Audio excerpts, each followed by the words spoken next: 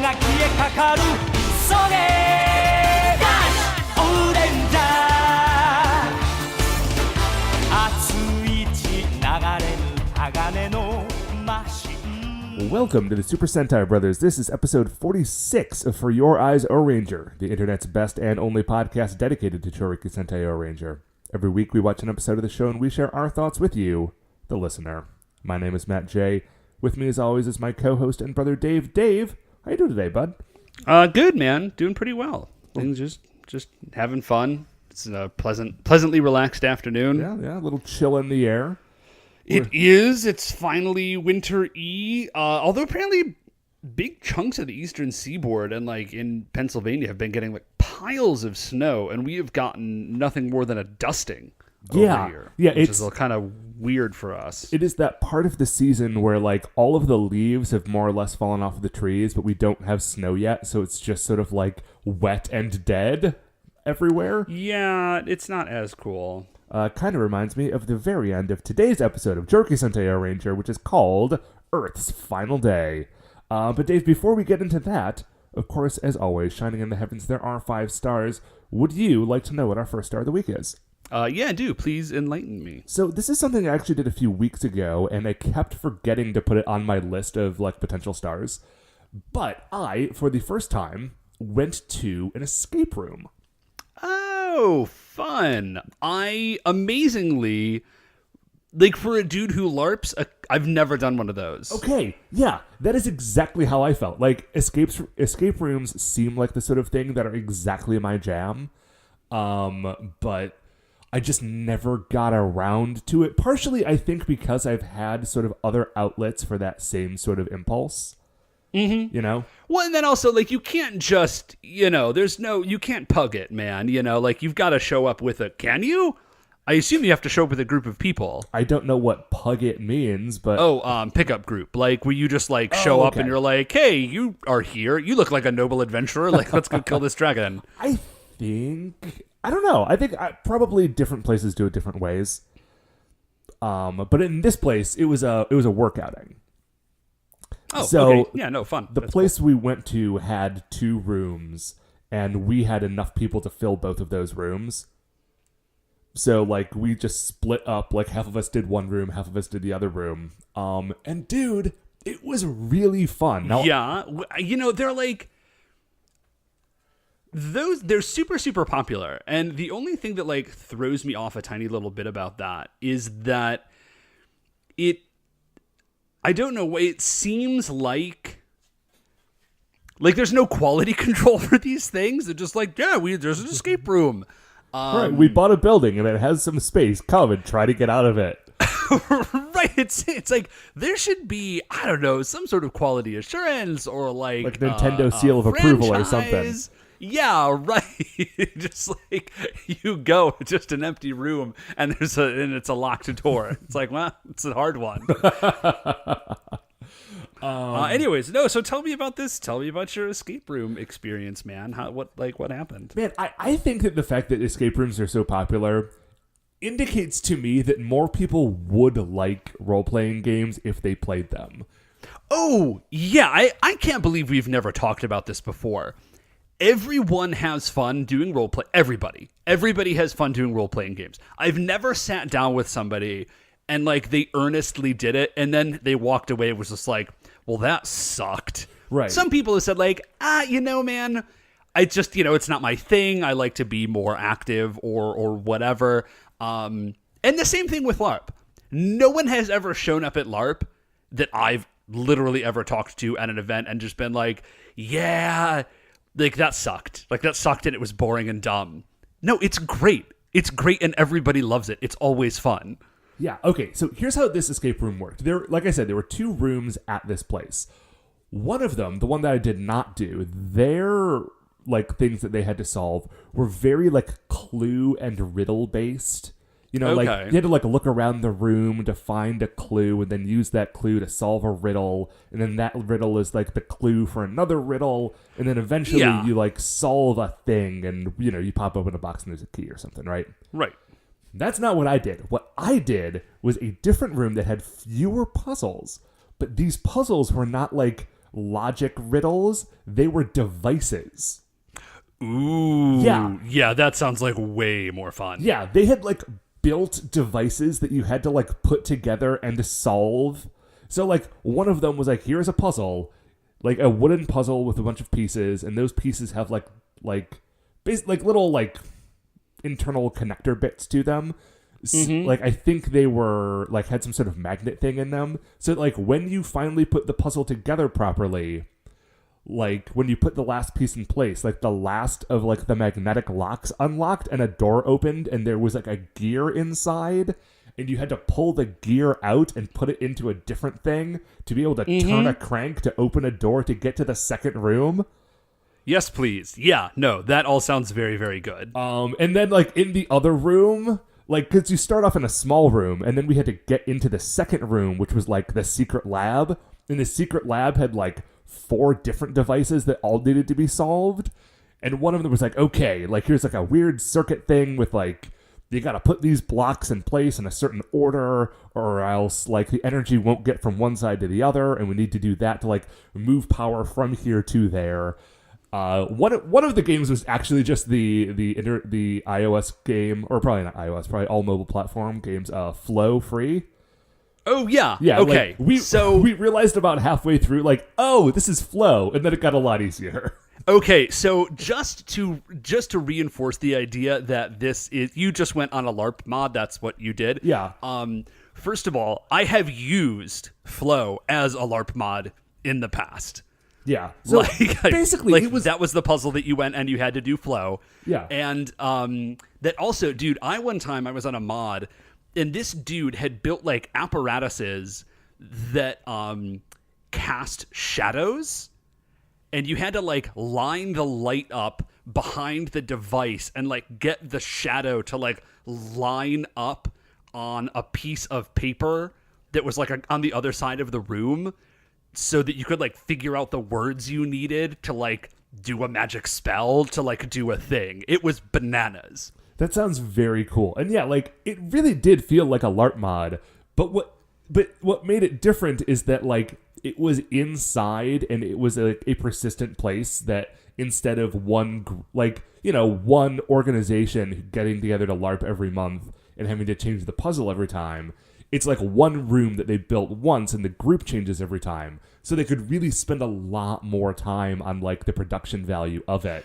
Yeah, no, that is super, super cool. And like there are LARP camps that sure, that own their own camp and they can do stuff like that. And it's sort of like every LARP group's dream. You're like, oh, someday maybe guys we'll own a camp and we can do this stuff. Anyway, yeah, it was really fun. I recommend it. Yeah, that sounds totally rad. I would dig that at some point. Anyway, Dave, what is our second star of the week? So our second star of the week, Matt, last week I told you guys about a book that I had started reading, Brandon Sanderson's The Wave Kings, and it's great. So I thought today I would tell you about another book that I'm reading that is lame and dumb. Okay. And that book is The Kite Runner. Okay. This is a book that I am aware of because I used to work at Borders. But it is not a book that I have ever read. Yeah, so I'm reading it because I have to do it for school. Like, it's on the curriculum list, and it's like we gotta do it. And so I'm reading it. First of all, I'm like 140 pages into this book. Nobody's got a sword. Nobody has cast any magic spells whatsoever. Nobody, as far as I know, is immortal. So kind of 3 strikes to begin with. So no one is immortal. No one has inside them blood of kings. Yeah, nobody has. No. Everyone has rivals, and everyone can be each other's equal. Yeah, it's dumb. It's not a, like, okay, it's well written. Like, as far as like putting words in an order, like, it's good. But like the main character, like, I just don't like him. Like, I think the idea, it's a very real story, and it's like a person like struggling with their problems and all of this stuff, but like they suck. They like they're just like they're like lame, and like the biggest conflict of the book is that the main character's name is Amir. The main conflict of the book is that Amir's dad, whose name is Baba, or that might just be the word for father. That would also make sense. Anyways, the main conflict of the book is that Amir's dad like rules. Like, he's rad and awesome at everything, and Amir kind of sucks. And like the dad's biggest failing basically is that he has trouble dealing with his son because his son sucks so much. All right. And he's great at everything, and he just doesn't understand why his son is so lame, and so he has like trouble relating to him. And so like that's not great on the dad's part, but like basically everything else about the dad like totally rules. And the son is lame. He's like, "No, I wish I was cool," and then he's not. And then that's the book so far. Oh, and his best friend has like an act of horrific violence perpetrated against him, and he just sort of like stands there and watches it because he's like too scared to do anything. And then like later on in the book, they're escaping from because they're anyways, they're escaping from where they're from because they're from Afghanistan, and like things are getting bad because of the Soviet invasion. And the dad like straight up like there's a Russian soldier who's like, "Oh, in order for you to like let you pass this checkpoint, I want to like have sex with that pretty girl that's with you."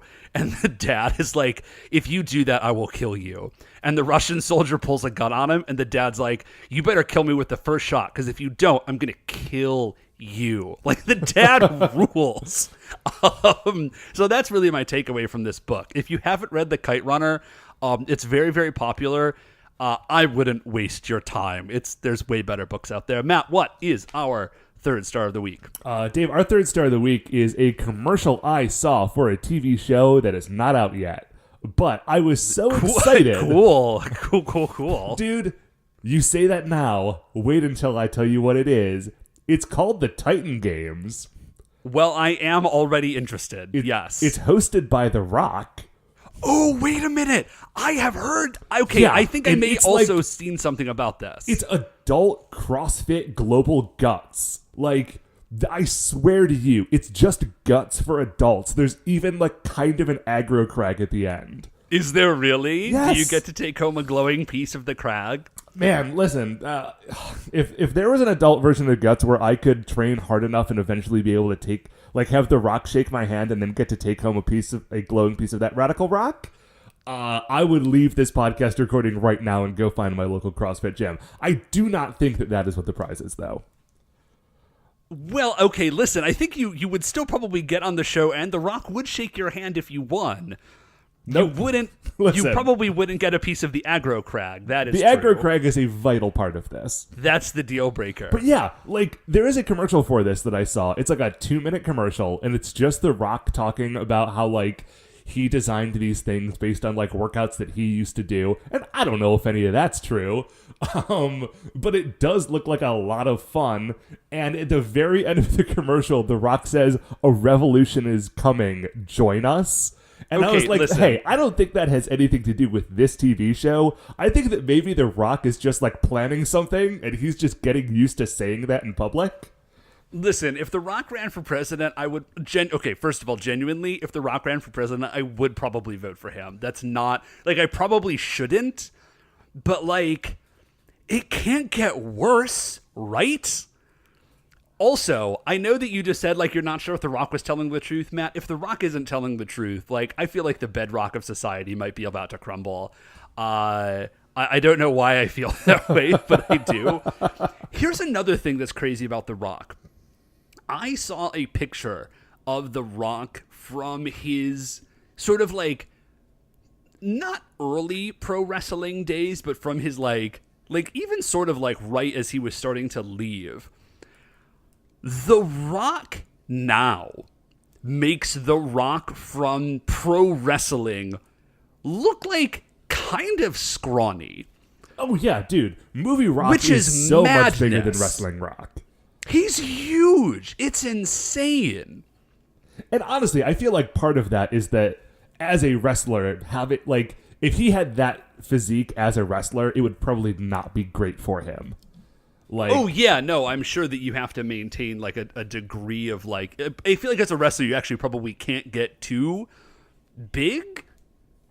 Yeah, like, if you do, then, like, it's kind of hard to actually do the wrestles. Yeah, anyways, so Dude, that's... Speaking of wrestling, that's totally rad. NXT TakeOver was last night. Oh, nice. Yeah, dude. It was. I mean, listen. I'm not going to go into a long thing telling you about all the good matches from NXT Takeover, but it's on Hulu. Everyone, go watch NXT Takeover War Games 2. The Johnny Gargano Aleister Black match was amazing, and the Tommaso Ciampa Velveteen Dream match was also amazing. Oh, nice. I can't believe Velveteen. Why hasn't Vince called that guy yet? He put it on his pants and everything. I don't know. He showed up last night dressed up as Hollywood Hulk Hogan. It was a moment. Anyway, Dave, what is our fourth star of the week? So our first star of the week is I just had auditions for the One Acts. Every year we do this One Act festival. And one of the cool parts about it, I think I may have mentioned this before, is that they're student directed. Like I have like senior students who I've worked with for a while, and they pick a show and they run the auditions and they pick the cast and all of this stuff. And actually this year is really cool. One of the kids wrote a show. Interesting. He wrote a show. Yeah, it's called. He wrote it. It's like a spoof of classical theater, which is very funny. But anyways, so we had auditions, and like a ton of kids showed up. Like a ton. It was great. Like it's been like I've been doing this for a few years now, and we're at the point where like, a lot of kids are showing up to audition, which is really, really great. The only downside of a lot of kids showing up to audition is that like that doesn't magically make there be more parts. Right.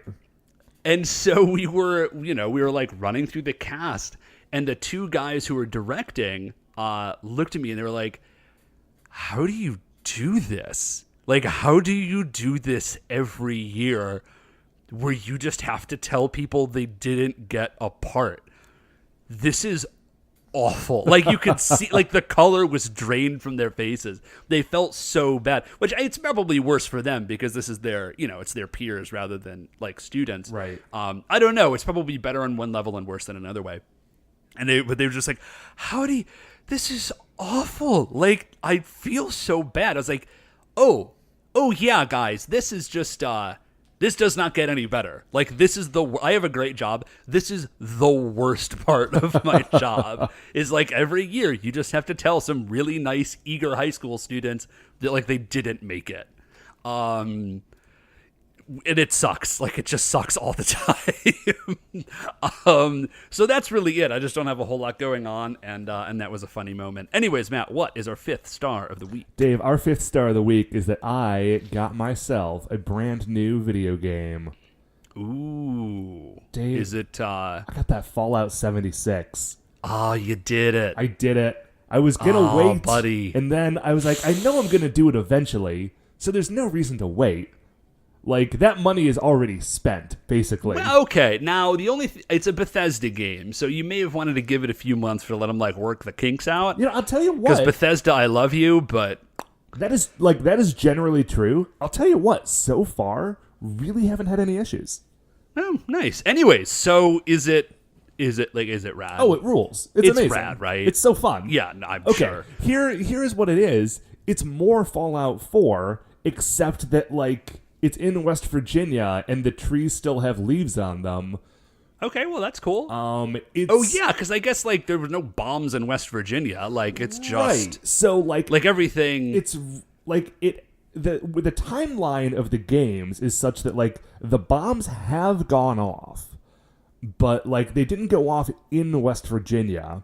So right. like there is weird sort of like mutant radiation stuff that is like wafted over from other parts of the country. But this particular landscape, not only was it not bombed out, but it hasn't been long enough for it to like fully like die or mutate. So parts of it. Oh, okay. So this is set like fairly. This is the earliest Fallout. This is like in the chronology. In the continuity of Fallout, this is the earliest one. Yes.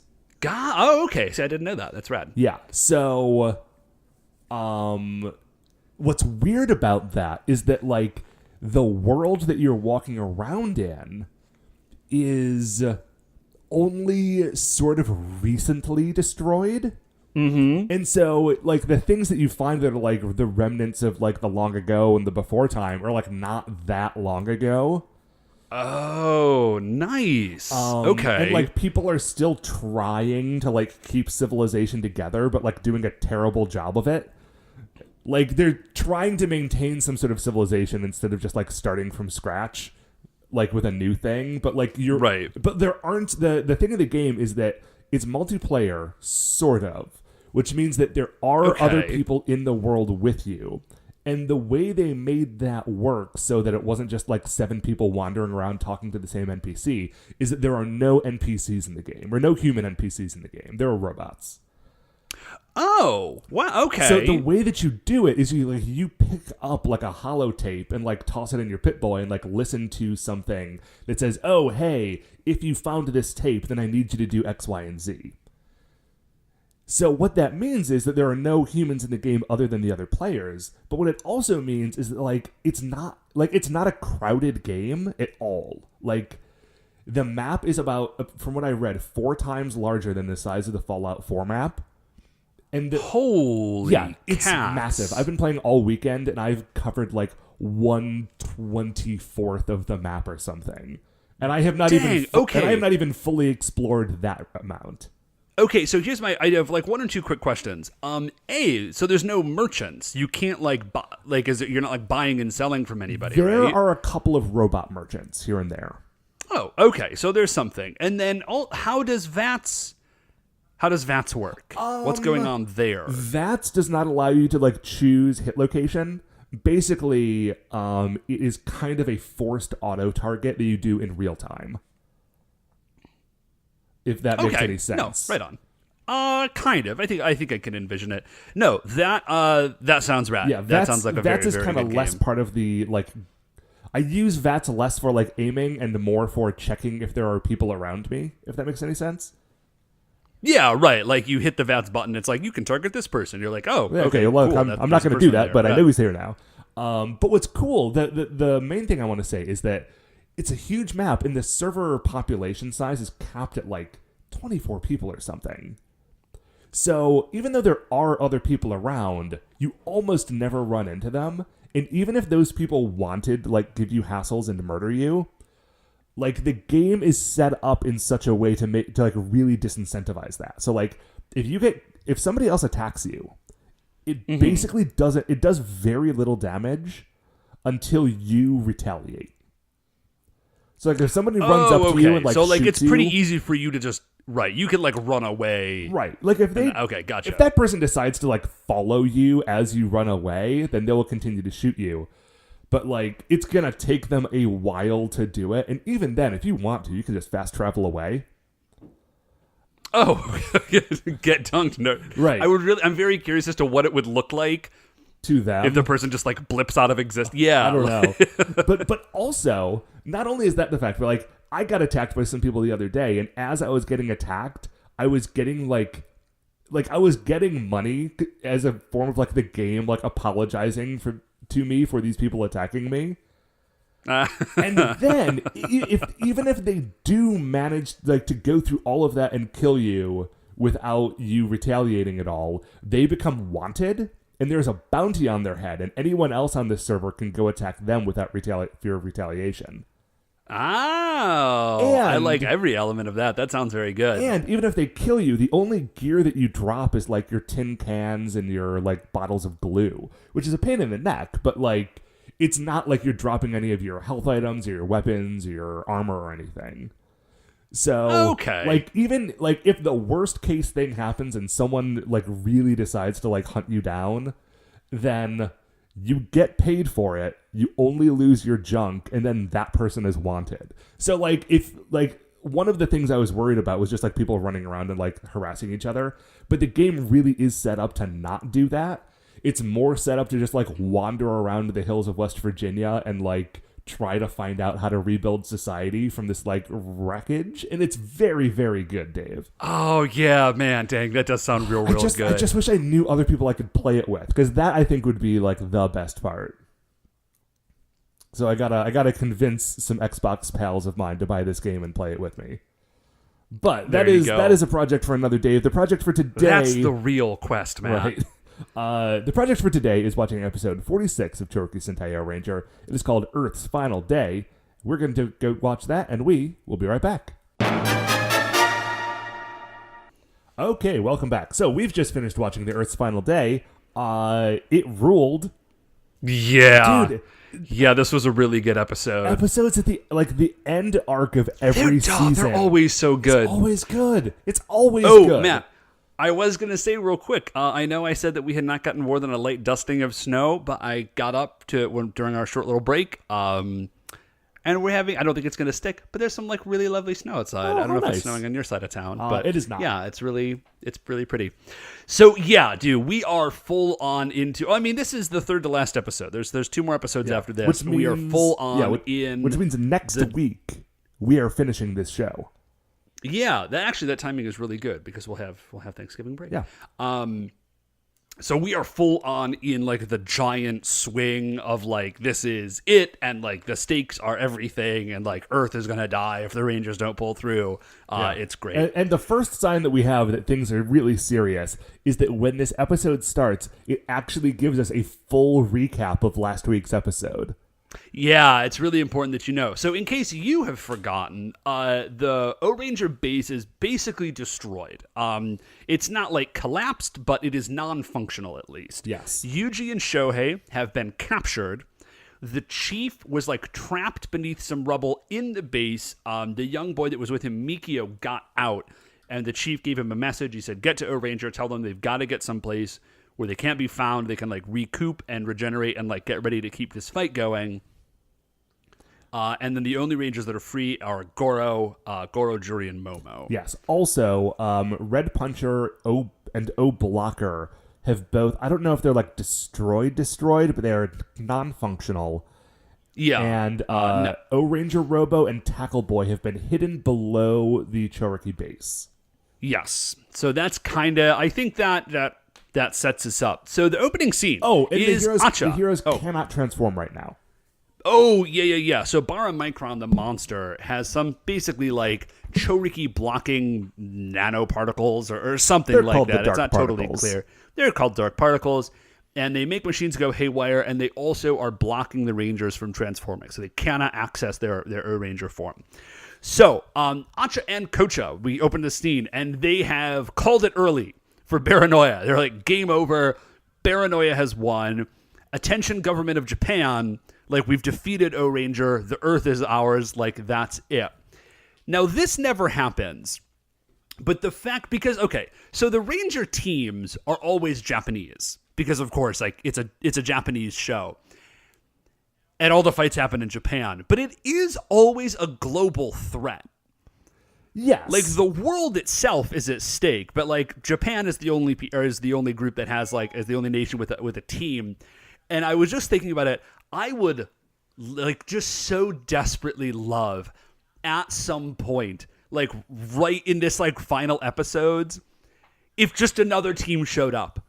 And it's like, oh, we just, like, called our pals the American team, and they're here pinch hitting for us, and then, like, they're going to help us out, and then, like, they're going to dip, and we're going to save the day. Yeah, I mean, what you can do then, I guess, is that you can, like, watch this and also watch some episodes of Power Rangers Zeo and pretend that... And just pretend they're happening at the same time. Well, it's just the fact that what made me think of it is they go, attention government of Japan, the Ohrangers are defeated, and the whole Earth is ours. Right. It's like, man, no one else is doing anything? Like, come on. So Baranoia, here's their plan, is that they are going to enslave people to work for them, which is just, like, it's just spiteful. Yeah, and I think they went into a little more detail on this in the first couple of episodes as to what their plans were. Like, half of the population would, like, stay on Earth and be their slaves there, and half of the population would get shipped off and sent to other planets within the Empire to be, like, an additional workforce. Yeah, which, again, like, it really is just spiteful. Because, like, guys, machines are way better. Just way better at that stuff than people are. Like, that's why we invented machines, is because, like, you can enslave people to do your stuff if you want, but, like, you really would be better off just building, like, a drill bot or whatever. Well, maybe they're enslaving people to work in the drill bot factories. I don't know. Could be, although, I mean, it really would be better to just build a drill bot building bot. Anyways, so the people are who's being... going to build that bot, Dave? Eventually, at some point at the bottom, you got to have humans building something.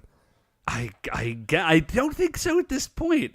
Anyways, this is all irrelevant. So the people are being like herded up and sort of dragged off, and we see Goro in a window. He's looking and he's watching this happen, and you can see the anguish in his face that he is watching people be like hurt by paranoia, and that he can't do anything about it. Yeah, it's killing him. Yeah, and it cuts to inside the building where he and Momo and Juri are hiding. And Momo says, like, I'm just going to go. Like, they're there. We have to go help them. We are the Ohrangers. That's what we do. And again, Momo is the best. Like, I did not start this season thinking that by the end of it, Momo was going to be, like, my far and away favorite, but she absolutely is. Yeah, Momo is great. Not only is she, I think, the best Ohranger, I think she's like a real good ranger in general, and definitely the best pink ranger I've ever seen. Yeah, well, to be fair, we haven't, our seasons haven't been heavy on pink rangers. Right, but... it's just between Momo and Rin, but, and she was good too. Anyway. Oh, yeah, Rin actually is pretty great. Anyways. So Momo's about to run out, and Juri says, like, no, you can't go. If we go, like, in the state that we're in, we're just going to get captured. That doesn't help anybody. And as she goes to try to stop Momo, we see that Juri is injured. She's got like a wound on her leg, which I think Momo hadn't noticed before. So this sort of like snaps her back into the moment. And she and Goro and Juri are like, okay, let's take a second, regroup, treat our wounds, and then actually figure out what we're going to do. Yeah, even Goro says, he's like, listen, we just have to, like, you've got to chill out for a minute. But, like, let me bind your wounds. Like, we're not going to stop. You know, like, we're going to keep going, but, like, you know, things are bad. Like, things are bad. And if we're going to keep going, we've got to be tactical about this. Yeah. So they're doing this, and they're getting all bandaged up and so forth. And, like, these are the sort of television wounds where, like, they're very bad until you wrap a cloth around them, and then they're fine. Mm-hmm. Yeah, magical. It's a good cloth, man. But as they finish up with this, they look out the window, and they see Mikio, the kid from last episode who was there with the chief when the base was going down, who, like, got out. And he's just, like, he's wandering just sort of, through the rubble. Yeah, precisely. And so as he's wandering, Goro kind of runs out and grabs him. And he says, come on in here. And he's like, dude, what are you doing? Yeah, like what is... You need to get out of the open, dude. Yeah, so Goro Mikio seems really out of it, which again, if you remember last episode, is totally reasonable. So Goro kind of pulls him in. And Mikio says, listen, like, I don't know what's going on with the chief. He was trapped into this rubble. Goro's like, is he dead? Like, what's going on? And Mikio says, like, I don't know. I don't know if he's dead or not. All I do know, he told me to get out, and he told me to bring this message to you that you have to run. Not like run. Like, you have to do a tactical retreat. You have to regroup someplace nobody can find you. Yeah, specifically regroup somewhere where paranoia cannot, like, get at you, and then plan a counterattack. Now, it is worth noting, the chief, I don't think, knows that Shohei and Yuji are captured. Like, that was, he just did not have that information. And so, but he's like, listen, that's the message. And Goro says, like, okay, got it. Next scene, Goro and Mikio back at the Ohranger base, doing literally the exact opposite of that thing. Right. Well, also, in the course of giving this message, Mikio said that the final robots were hidden underneath the base. Oh, that's right. Yeah. And Goro's like, okay, well, if the robots are there, then... Right. So he says, like, we gotta get back. Here's the plan. Like, we're going to split up. Juri and Momo, you go find Yuji and Shohei. Mikio and I are going to go back to the base and see what we can't figure out has happened there. Then we'll, once you've gotten them back, we'll all regroup, and then we'll do what the chief said. Yeah. So we go from there, like I said, so Goro, and again, he has brought Mikio with him to the base. I don't understand why. Like, there's not even an incontinent. Okay, here's my only theory, is that this kid has won a contest that he gets to be an Ohranger, And it's like, he just gets to be in it for 4 episodes, and they kind of forgot about it. And they're like, well, we're almost out of episodes, and so we've got to get this kid in. So, like, he's in this episode, and Goro is bringing him with him for no reason. So I mean, that seems like one of the most reasonable options. The other option is just that, like, at this point, everything is so messed up that... Like, everything... Okay, like, so, like, just come with me, I right. guess. There's no better place for you to be. Goro figures that the safest place for Mikio to be is standing next to one of the Ohrangers. Okay, well, that actually is... That makes a lot of sense. That is pretty good. So, they make it to the base. Goro says, all right, well, the Chouriki Energizer is like here, and the robots are underneath it. We got to get down into the base, into the Chouriki Energizer. We'll get the robots somehow. Maybe he's planning on having Mikio pilot one of them, because there's 2 robots and only one of him. Oh, wait, no, Tackle Boy is, like, autonomous. Right. And they show up in the control room, and Goro says, hey, where's the chief? Like, is this the spot? And Mikio says, yeah, this is definitely the spot. The chief isn't here. Right. So, presumably, the chief made it out. Right. Well, he either made it out or was captured. Yes. Yeah. But in either case, he's not there. Or so they look out. Or the show went full River City Ransom, and he died, and he turned into, like, a single bouncing coin. Just a bing, bing. I can still hear that noise in my head. Matt, I don't know if he told you. You know, Bill, friend of the show, yeah. Bill. He's been on the show once or twice. He's really into speedrunning these days. Like, that's his new hobby. Did I tell you this? Somebody set the world record for River City Ransom, and they beat that game in under 7 minutes. I don't remember what the exact number is, but it's like 6.5 minutes. It's bananas. Wait, are you telling me that somebody beat that game? Yeah. Oh, I have. Did I tell you I beat that game eventually? I did finally beat it. I think I figured out, like, I may have done eventually, but it took me years. Well, it was a weird, because I was not accustomed at the time to the idea that you would have to, like, backtrack to go fight another boss, which is exactly what you have to do. And then, like, once I figured that out, like, then you can progress through the game. Anyways, River City Ransom totally rules. So that was a weird hard left, Matt. Anyways, Hey, so listen, I'm just trying to make sure that we had all our options open on the disappearing all chief. the possible. So they look out, like, the viewing window that's in the base out into, like, the giant cavern where all of the Chouriki statues are. And Goro sees, is like, okay, well, the Chouriki source is unharmed. Because I don't know if you don't remember this, because it took me a second to recall it all. Chouriki is like the Force, but only for Earth. It's like the life force of the whole planet. And when they say the Chouriki source or the Chouriki Energizer, what that is it's like a giant techno pyramid that the chief has built underneath the base as, like, a lens, basically, a way to, like, gather in and focus Chouriki to make it a usable power source for the Rangers. Yeah. And so that piece of, like, super tech is underneath the base, and it is, as of yet, unharmed.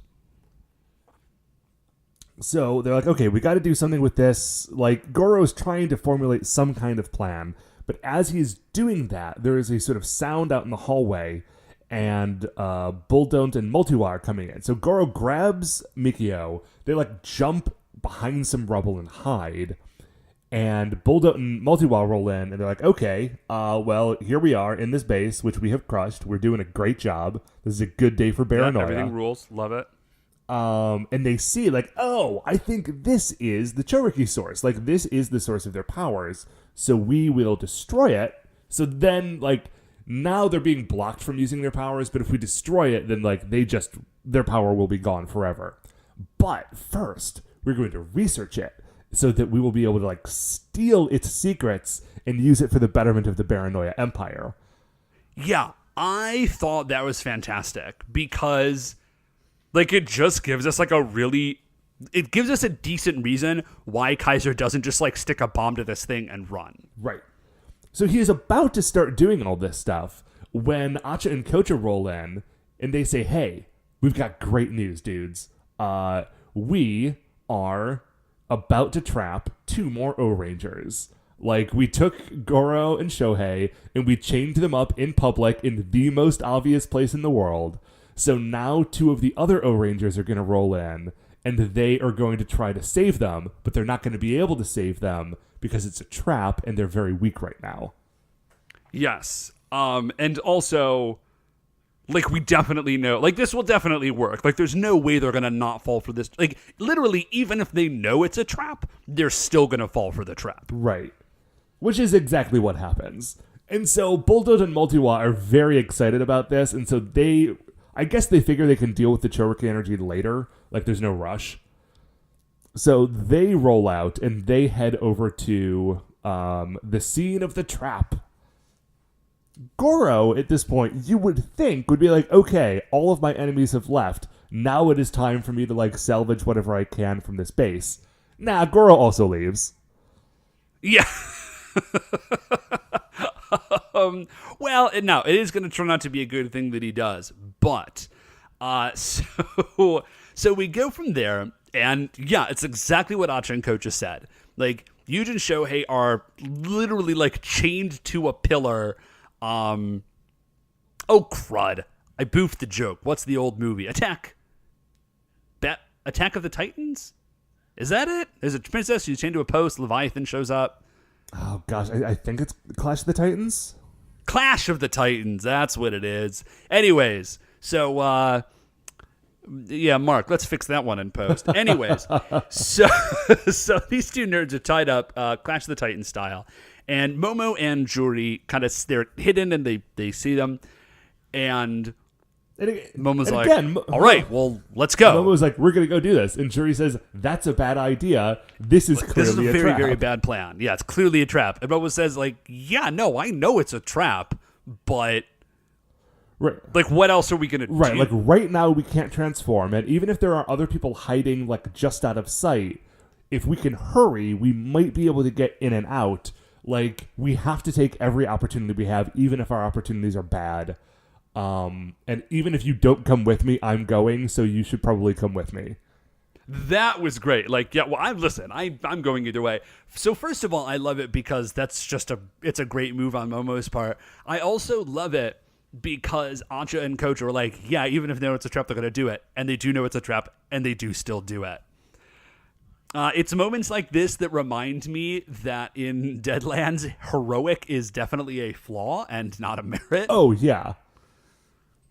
Which totally makes sense in sort of like in that style of game or in this style of TV show.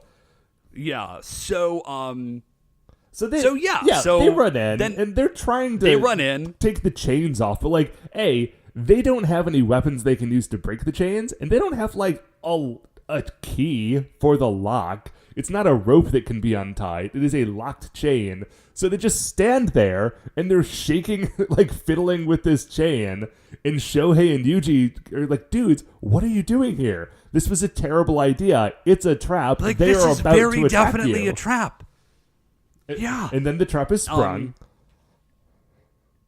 And the trap is just a bunch of Baranoia soldiers. It's not like a clever trap or anything.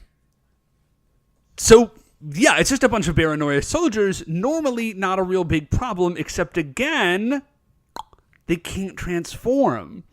So, as much as they can get through Baranoia soldiers, normally, even untransformed, they don't have the option to power up at this point. And also, like, things have been pretty rough. They've had a bad day or two, so... Yeah. So, things are going badly for them. So, of course, Goro also rushes in.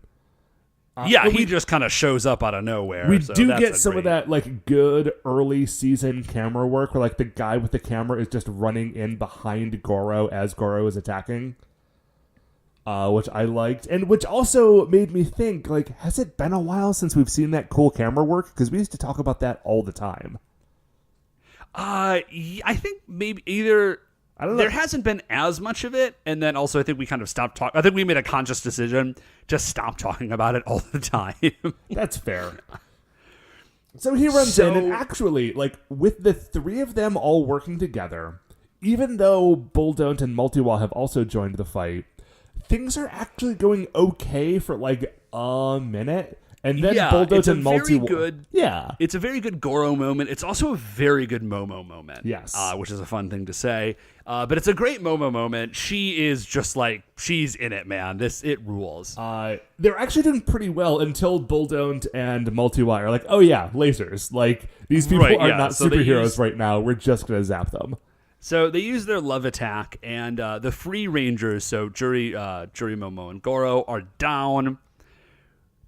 Kaiser Bulldoze walks up. He's sort of taunting the Rangers. He's like, this is it. You're defeated. I'm going to execute you guys one by one, I guess, so I can like just really savor the experience. Yeah. He does let slip, by the way. He says, like, the only person we have to capture now is your chief. Like, that's the one piece of the puzzle we still haven't captured. Like, where is he? What he says is, where is the chief? And that clues Goro, and he's like, oh, man, the chief is still free. Now, I assumed that this was when the chief was going to show up. I was wrong, but I did leave it in my notes as a reminder to watch the hubris, because it just says, enter the chief in all caps, because I really thought he was going to show up. But it's not the chief, and it is King Pyramider. Yes. So that's great. So King Pyramider rolls up, and he's just blasting nerds. It's great. And then Ricky shows up, and Ricky, of course, has not been hit by the dark particles. So that dude is in King Ranger form, who's already the most powerful Ranger, and he is ruining people. It's great. Yeah, like, he beats up everyone. He frees Goro and Shohei. He says, like, you five, like, get to, like, teleport over to King Pyramider to be safe. He runs over and rescues Mikio from a bunch of, like, Bara soldiers. Like, he just does all of the things by himself. Yeah, it's pretty rad. Now, the Rangers are trying to, like, kind of, like, they're still trying to stay in it, and Ricky yells up to Dora, and he's like, Dora, like, help the Rangers. And she just uses, like, a teleport beam and forcibly takes them out of the fight. Yeah, now, this is all great for a minute, but the problem is that Baramicron is still in play. So Ricky tries to, like, zap Baramicron with the King Victory Flash, but that's something that he does to, like, small robots, not giant robots. Yeah, that's a human-size weapon. It's not really effective against Baramicron. So Baramicron hits then Ricky with the dark particles. Ricky goes down. He also hits King Pyramider with the dark particles, and King Pyramider has like some problems, but it doesn't immediately flip out in the same way that O Blocker and Red Puncher did. Maybe, like, I'm assuming it's just because it's literally physically larger, and you would need more particles to, like, really mess it up. That's my guess. I was assuming it was because it was, like, ancient technology and not, like, new things based on ancient technology. Oh, yeah, that would work too. So it was, like, more difficult to crack. So so King Pyramider is, like, having some problems. Ricky's down. Doran at this point is like, oh, I gotta go help Ricky. And Doran, you're the one who's sworn to peace. What do you... I don't know. No, I do just want to say for the record, in case you're keeping notes at home, this is where this episode gets buck wild. Yeah. So, Doran teleports down to help. She's kneeling in front of Ricky. Kaiser Bulldoze is psyched. He's like, this is so great that a Doran, because remember, Doran is her name, but Doran is also like her race or something. He says, this is so great. I'm so glad there's a Doran left. I was really bummed out that I wasn't going to get to kill one of you. Problem solved. King Pyramider, again, like, is kind of breaking down. Ricky is down. It's just Doran. She kneels in front of Ricky and prays to Chouriki, like, hands folded in front of her. Dear Chouriki, please save Riki. Her chest. She has like a chest piece, like her chest amulet piece, like jewelry thing, amulet. Yeah, it glows. A crack opens in the sky, and an energy pyramid shoots down, lands in her hands, and then Doran says, "You came, Crystal," as though like she and this plastic pyramid are like old pals. Yeah, as though this has never been to mentioned us. before. Ever. No. Nothing. The closest thing we get is that like King Pyramider is a pyramid and like the Chouriki thing is a pyramid.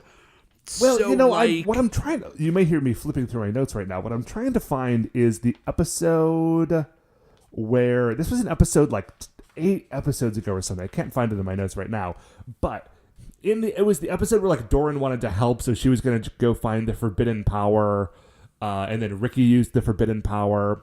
And something that they said to Doran at the time was like, the prayer of the one person who could never fight is the strongest thing on earth or something. Do you remember that? Yeah. And Yeah. No, that is like, it's something about like she has, yes. And that's this. Like, she can't, like, she will never fight, but like when the chips are down and everyone else has been defeated, she is like the key to victory. And so like this Crystal shows up and she's like, oh, hey, Crystal. Hey, could you save all my friends? And so, like, it just knocks over all the Barra soldiers. It zaps King Pyramider, which, like, jump starts its engines and repairs it. What else does it do? It does all the things. She just says, like, can you please save my friends? And then it does that. Oh, it straight up destroys Baramicron. Yeah, it destroys Baramicron. And it reactivates King Pyramider, and then also King Pyramider leaves. Like it leaves and it takes the Rangers with it. And when you say leaves, like it doesn't disappear; it goes up into space. Like it just. Oh yeah. Sorry. It launches. So at this point, like Ricky and Doran are just kind of running. Like they teleport away. And then... No, sorry. They're going to teleport in a second. They are just, like, straight up running away. So they're running away. Kaiser Bulldoze attacks. It's not super effective. Empress Multiwa attacks, and she straight up shoots Doran with her energy arrow. Now, she hits her in a hero shot, or a hero spot, like in her shoulder. But she still definitely does shoot this child. Yes. And as this happens, like, the camera cuts away to a flock of birds flying. And then the camera cuts to, like, wheat blowing in the field. And, like, all the things of nature and earth are crying out. Yeah.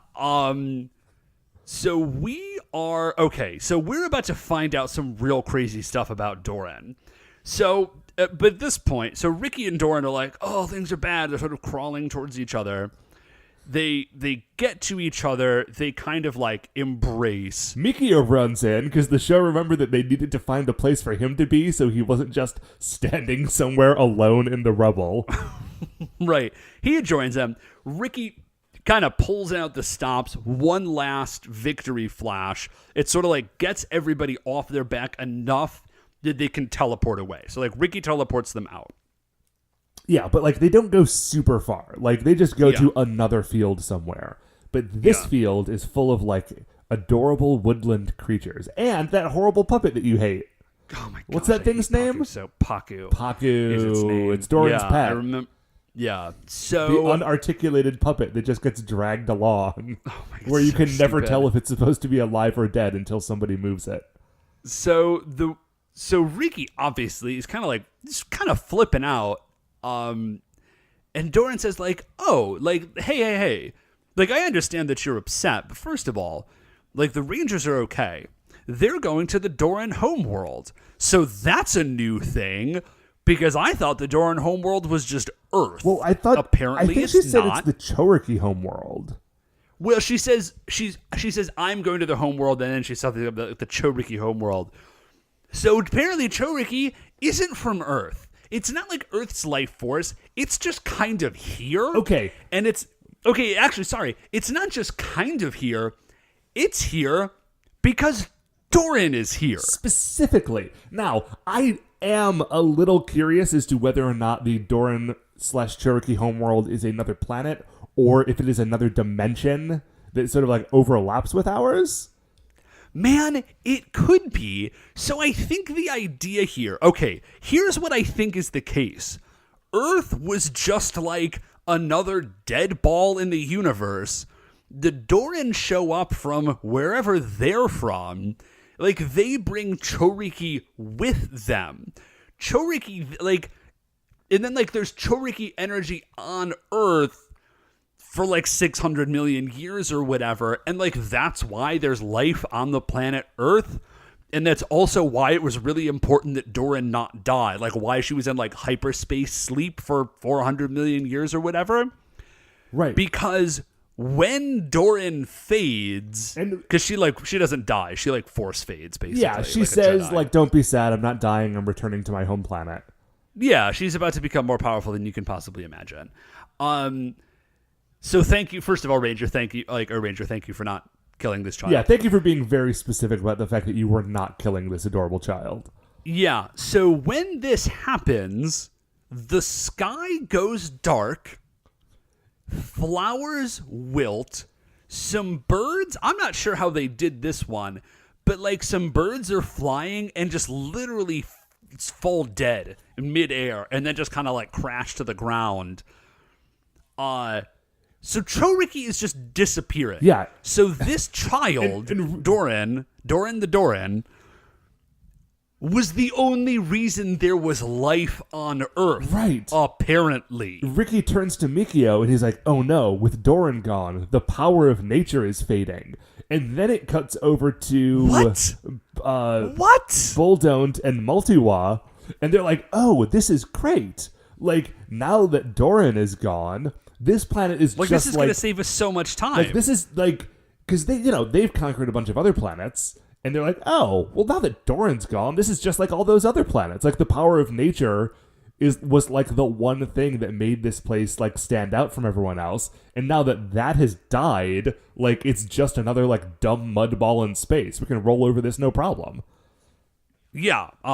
Like, again, super convenient. We were planning on killing all of these people anyways. Like, this is great. This is going to save us a whole bunch of time. So we go from there. Up to Goro and the other Rangers in space. They look down at the planet Earth, which just like turns brown instantly, whole planet. Yep. And they're like, "Well, what is happening? This is all very, very bad." And then there's a big crack in the sky. And then King Pyramid is just like drawn into the sky. And they're like, because remember, Doran didn't mention to the Rangers what was happening. No. All they know is that they're in King Pyramid and now there's a crack in the sky and they're being drawn into it and they have no idea what's going to happen next. Imagine being the Ohrangers in this situation. Because remember, like, in a show like Die Ranger, right? Like, those are Kaku Ranger. Like, those are people who've been, like, fated to save the world from whatever. In Ohranger, it's just like, "Oh, which army guys are the best at kung fu? Those 5? Okay, they're our heroes now." So you got like good. You got like Yuji, who's like 22 years old and pretty good at kickflips, and now he's just like in an ancient pyramid flying through a crack in space, going to another dimension as the Earth turns brown. Like, that's gotta be a weird couple of weeks for this dude. Yeah, holy cats, man. Yeah, so that's wild, and it is also the end of the episode. Yeah, that is it for our episode. That's it for this episode, but not it for our episode, because we now have a monster to put on the Creature Royale, Dave. Baramicron. Okay, so Baramicron, again, I feel like we've been getting a lot of these in these last episodes, because really the focus here is Empress Multiwa and Kaiser Buldont. The monsters are just there to kind of be monsters. So I think Baramicron has really cool powers. Mm-hmm. He's got a really cool look. Yeah, I don't think we've ever had a separating monster before. Yeah. So like all of those things. I give high points to any monster with a like interesting and unique design, which is why I really liked the taxi monster from Kaku Ranger. Like, anything that isn't just like a dude is very cool to me. Yeah. So big points on all of that. Where he's gonna lose it is there's no, he doesn't have any like personality or anything. He's like he doesn't even necessarily appear to be intelligent. So right, like everything else is he's sort of in off the that- charts, right? Like he's one of the most powerful monsters we've seen this season. He looks really cool. He's got a great design. He's in a great couple of episodes, but like he doesn't have a voice. Yeah. So even so, I think that puts him up like pretty high. My starting point, I think, is going to be Meteor Bem. Because You Meteor know, Bem is I was actually very okay. similar. I was literally just about to say that, so I'm 100% with you. Because Meteor Bem I think also he's- like comes in, wrecks the base, has something about him that makes him like impossible to beat until eventually they're able to like pull out some weird thing and power up and do it. Yeah. I think he's cooler than. I think he's definitely cooler than Meteor Bem. Okay, well who is above Meteor Bem? So just above Meteor Bem is Evil Mastermind Genius Kuroda. Evil Mastermind Genius Kuroda is from Ohranger, and he is a semi-recurring character. He's in like 4 or 5 episodes, I think, and he basically turns monsters into like cyborg monsters. Oh. Like that was his thing. Yeah, he ruled. Yeah. And then just above him is Iron Mask Chouriki. So I kind of feel like we got it in one. Yeah, want to go right above Meteor Bem? I think he's right above Meteor Bem and just below Evil Mastermind Genius Kuroda. But man, imagine if those two had gotten together and Evil Mastermind Genius Kuroda had turned Baramicron into like a weird like further cyborged thing with like weird like weapon parts sticking out of him. That would have been very good. So anyways, that, Matt, is going to do it for our episode. Yep, that is going to do it for another episode of For Your Eyes Ohranger. Before we finish up here, I'd like to remind you all that you can email the show at supersentaibrothers@gmail.com. If you want to get any updates on future episodes or check out the things that we're talking about on Twitter, we are at Super Sentai Bros. If you like the show and would like to point other people to it, please remember that shining in the iTunes review section, there are 5 stars. Rate, review, subscribe on Apple Podcasts. That, as we have been told, is helpful. And it also makes me feel good personally. The Super Sentai Brothers are a production of Retrograde Orbit Radio. If you'd like to listen to any of the other great Retrograde Orbit Radio shows, you can do that all at retrogradeorbitradio.com. Once again, we are the Super Sentai Brothers. I'm Matt. I'm Dave. And we'll see you next week for the greatest show on Earth.